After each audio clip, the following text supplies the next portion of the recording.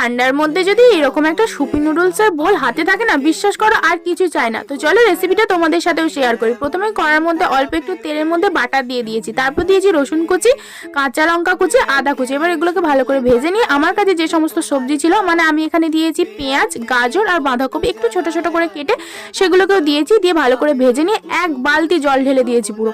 এরপর দিয়েছি আমি ম্যাগি, আর হ্যাঁ আমার কাছে কিছু পাস্তা ছিল, সেগুলোকে ভালো করে ধুয়ে দিয়ে দিয়েছি। এরপর ভালো করে ওটা ফুটে গেলে আমি একটু গরম জলের মধ্যে দিয়েছি ম্যাগির মশলাটা। আমার কাছে নরের একটা সুইটকর্ন স্যুপ ছিল, সেই প্যাকেটটা ওখানে গুলে আমি দিয়ে দিয়েছি।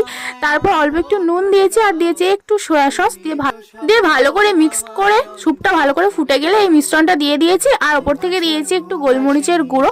তো ভালো করে ফুটিয়ে নিয়েছি। তারপর বিশ্বাস করো এই গরম গরম স্যুপের বোলটা হাতে পেয়ে আমার যে কি ভালো লাগছিল, আর খেতেও অসাধারণ হয়েছিল। তোমরা একবার ট্রাই করো এই ঠান্ডাতে, আমি তো বলবো তোমাদের সবার খুব পছন্দ হবে। ভিডিওটা কেমন লাগলো জানি।